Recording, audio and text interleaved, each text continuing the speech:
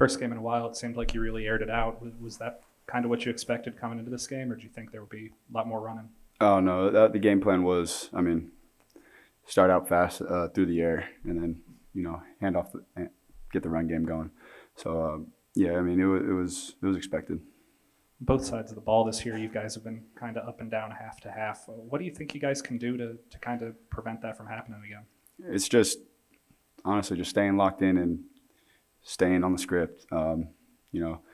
Keep doing the same thing we were doing in the first half. Don't change anything. Don't change the play calling. Don't change the scheme. Just keep it the same, and the players just execute.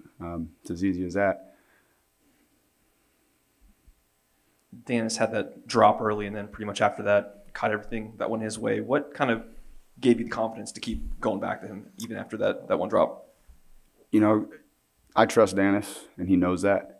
So I mean, it's just going out there and him trusting himself.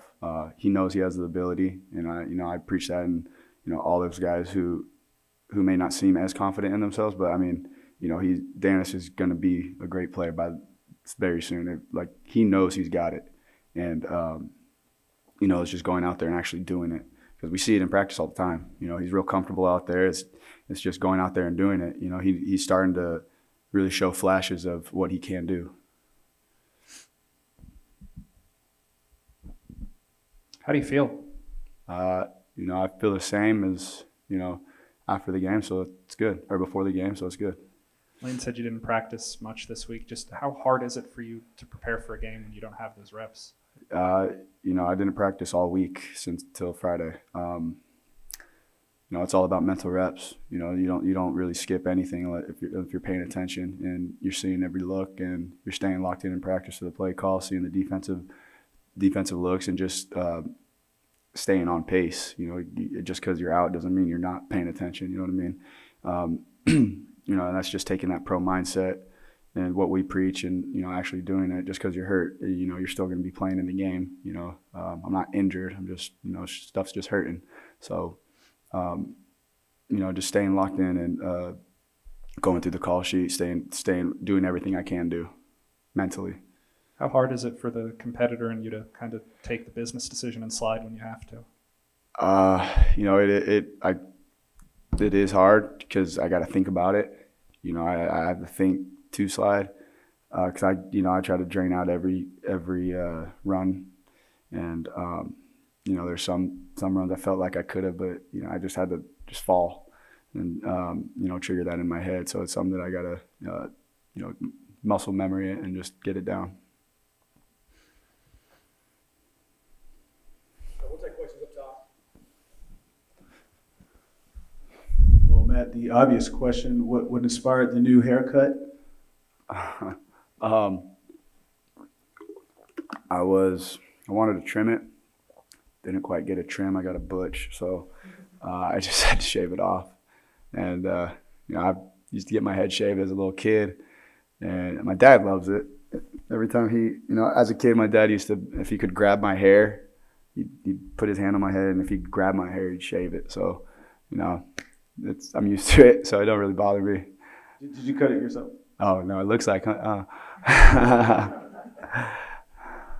but I guess for you, I want to get your perspective on the other side of the football.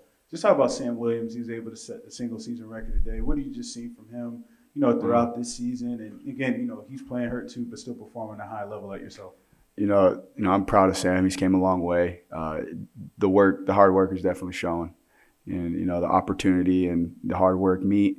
You get Sam Williams. So I mean, kid's been working day in and day out ever since he's been here. But just staying on pace and doing the same thing. Don't change anything. Don't get complacent, and just keep working, because we still got a long way to go. Matt, what does it say about this offense when you have all the injuries that you're doing, you guys? I know you only put up 3 in the second half, but to put up the numbers that y'all did, yards-wise and points-wise, and you specifically in the running backs, what does it show about this offense that it's able to do that despite all the injuries? Not necessarily happy with, there's some good stuff, but I mean, just not finishing drives. Like I said, in the red zone, we just got to keep everything the same. When we're on the roll, don't change it. Just keep doing what we're doing and play fast, like we preach. I think that got away from us a little bit, and it's just something we got to fix. And I think we're going to get it down. And as for the other, third, second string playing, it don't matter who's out there. Whoever's out there, they're going to get the job done, and that's why they're out there. So it's not like we got to settle for anybody. And everybody in this room that's going to be here on Monday, they're able to get the job done, every single one of them, and they know that. So it's a next man up mentality. And when we get our guys back, it's just a plus. I noticed after the drive in the third or fourth quarter, I'm not sure, the one that resulted in Caden missing the field goal, I saw you pull your teammates aside kind of on the bench to kind of rally them up. What did you kind of tell them at that moment in the game? I believe y'all were up 27-14 late in the third or early fourth. Yeah, I know exactly. It was just, just not finishing. It was always just that one play that was a drive killer. Missed block, missed throw, catch or drop. Just things like that, pre-snap penalties, holding calls, like all that stuff is hurting us. It's hard to go from, we just gained 10 yards and then we got a 10-yard penalty. So now so we lost 20 yards. And it's just, that stuff's hard to get out of. And, when we're on the roll and we're doing everything right, it's hard for the defense to get us out of rhythm. And then when we get a big explosive play, and then we get a setback, and it's like, okay, now we got to dig ourselves out of this. And it was nothing they were doing. We were just hurting ourselves, like it usually is. We're just hurting ourselves, and we just got to be smarter, have less penalties. And that just comes down to being locked into details, understanding your role and playing it. Kiffin just came in here and talked about how a lot of quarterbacks, especially with your high-level talent and a probable first-round draft pick, wouldn't opt to play in this game dealing with your injuries. What is it that kind of makes you flip that switch to want to play in this game? I know there's people on this team that look up to me, and I know how I think of, there's a fine line of